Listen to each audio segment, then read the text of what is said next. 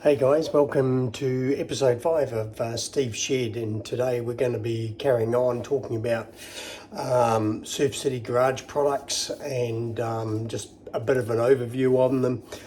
We've looked at tyre shine, we've looked at window clean, we're looking at another product today that's actually quite a bit different than a lot of other products, but if you're a professional detailer, it is a technique at least that you use maybe on a regular basis, depending on what type of detailing you do, maybe on a semi-regular basis, or maybe just on when it needs to be done. So today we're going to be talking about Surf City Garage's product. It's called Beyond Clay. So this product here is a fluid-like clay bar. So we're all probably well familiar with clay mitts, such as this one here, or clay bars like this Mother's one, for example. And so those two products there we're pretty familiar with. But there's this product that's a little bit different. And in the sense, you just put it on with your mic onto a microfiber cloth, and rub back and forth, and you literally hear the clay, or the contaminant, I shouldn't say the clay, the contaminants coming off the paint as you would with a mitt, or as you would with a clay bar. And the product is designed to be an alternative to the traditional type of methods of clay barring. Now, I'm not a great proponent of clay barring just for the sake of clay barring. I've seen a lot of YouTube guys out there over time, especially young detailers, and it's almost like for some of them, you've got to clay bar a car every time you look at it. I've even heard people say on YouTube that you've got to clay bar your car as part of your maintenance wash. I'd like to say to you that is a myth, and that is actually something that you should not do. I'd like to actually say to you that you should only clay bar your car when the car tells you to do that. And what do I mean by that? Does the car verbally speak to you and say, hey, it's time to give me a clay?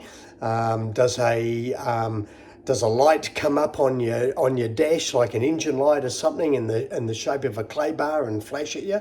That's not what I mean at all. Clay barring is something that we do need to be careful with, because it is an abrasive. And so what I mean by that is that clay can actually do damage to the clear coat, to the paint of your car. It can cause scratching, micro scratching, deeper scratching. It can actually cause scratches in your car to be made worse. And so what I mean by this is that we should really only touch a vehicle with clay when the car tells us to.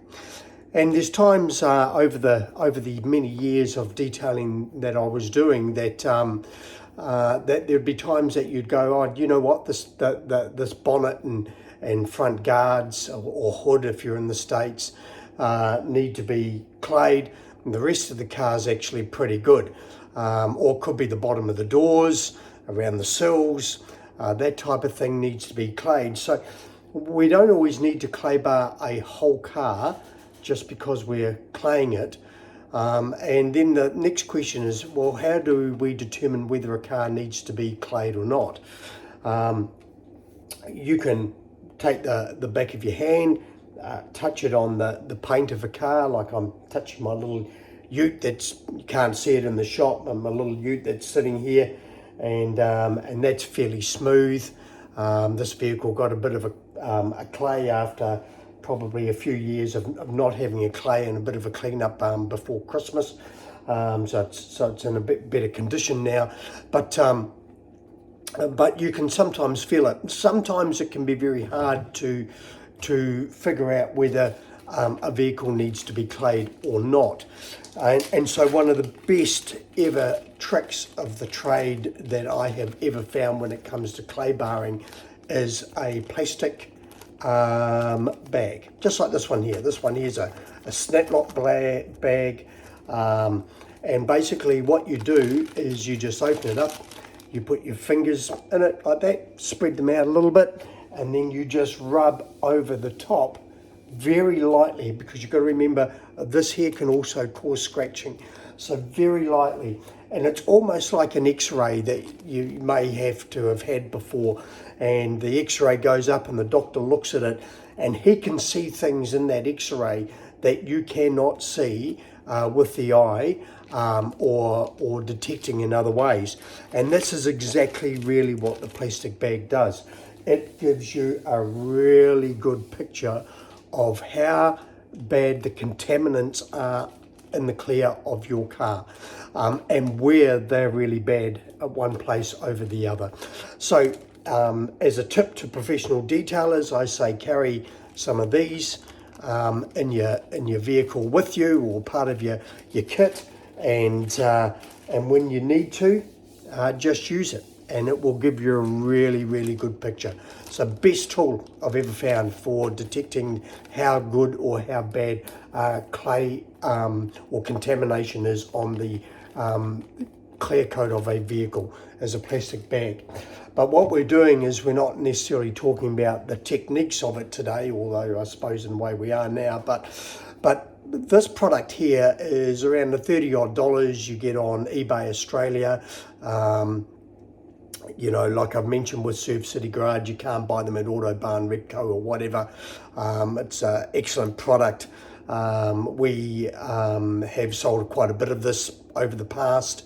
When we're detailing full time, we would use this product on a regular basis. However, I would say to you though that this product, even though it is absolutely fantastic, is not a product that you would actually use as a professional detailer to detail a whole car. One, it would not be cost effective. Secondly, it would just take too long. So where this product comes in absolutely handy is depending on the type of car that you've got. Like for example, if I just grab you and we just go over to my old Jeep here, for example. So there's what am I doing here? Trying to get this thing sorted out. So there's the door handles on my Jeep. And so where this product is really excellent for is on a microfiber, getting in behind the handle itself, and then obviously also in here. Depending on the degree that you want to go to, it is also excellent for getting into these parts within the door jambs and all that type of thing. So it has a part to play and a role to play, and it has a really good consistency about it. So what I mean by that is that it's a good product that is reliable. And one of the things that I've mentioned before in other episodes is that as professional detailers especially, we want products that are reliable, and we want purpose to fit products. And like I've mentioned before, when you find a product that works, stick with it. Don't change it just because another product comes out with a better bottle or a better label or something like that. It doesn't mean that the product's better. There's products that have been around for a long time that are actually better than the revised products that you see in some instances today from some competitors. So beyond clay, would I use it on a whole car? No, I wouldn't. Does it have a place to play? Yes, it does. We used to do a little bit of mobile detailing and that type of thing. I would always have this in my bag. It would always be with me wherever I go, just as my mitt would be, or a mitt. Like for example, when it comes to claying, I prefer to use a mitt over a bar.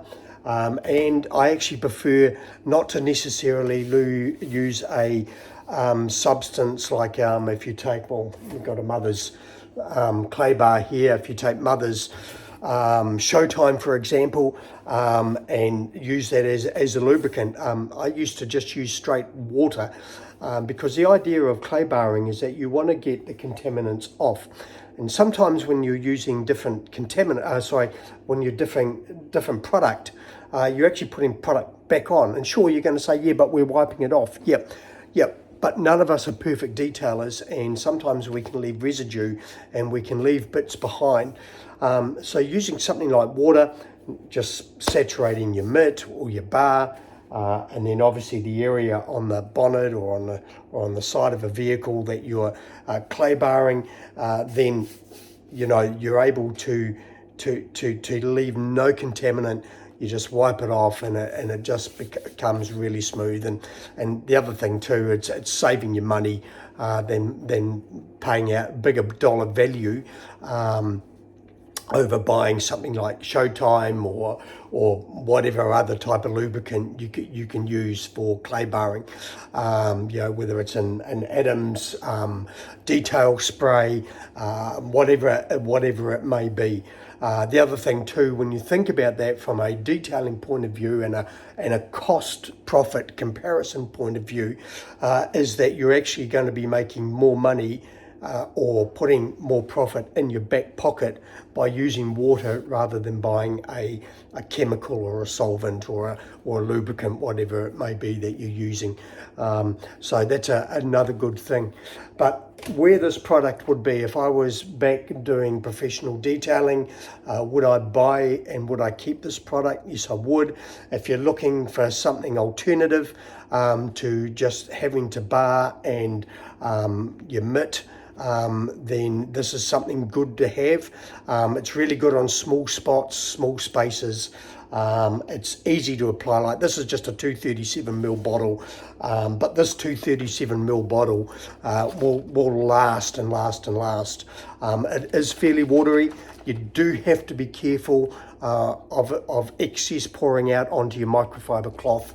And you're wasting it. That is a probably not such a good thing with this type of bottle or type of system that they have. But the product itself is good and recommended for a professional detailer to have in their arsenal for those little jobs. Or sometimes I've actually found also that this in a certain area you can use your mitt, you can use your bar, and I've actually found sometimes where the contamination has been really, really heavy, that it's taking some time to eradicate that contaminant, especially on a vehicle that may have not been decontaminated for many years. And that's where, again, this product can come in, straight on a microfiber cloth, bang, bang, bang, and it actually lifts it really quickly. And sometimes it actually lifts it better than what this does, or a straight bar does. So I'm not saying that's the case on every car, but I have experienced that where this has been a better, where I've been getting better results with this than a bar or a mitt. In certain situations where a vehicle has not been decontaminated for many years, and you can actually rub it with your fingers and you just feel how bad that contamination is. So beyond clay, is it something that I would recommend to use full time and throw away your mitt or throw away your bar? No, it is not. Is it something that I would recommend to you to have as a professional detailer in your kit? Yes, I would, because it has a place to play, and it has its advantages and it has its disadvantages. Cost effectiveness on doing especially a large car or an SUV or 4x4, whatever it is of a medium to large size. So beyond clay, great product. It works extremely well. Not necessarily viable economically to be doing a vehicle all the time as a professional detailer, but definitely should be in the kit, has a place to play, has an application, and does a superb job. So that's all I wanted to share today, is a little bit about Surf City Garage Beyond Clay. $30 odd here in Australia, I believe. You can get it on eBay, probably get it on Amazon as well, and worth having. So thank you for your time. Hope you have a great day, and happy detailing. Until next time, we'll see you later. Bye for now. See ya.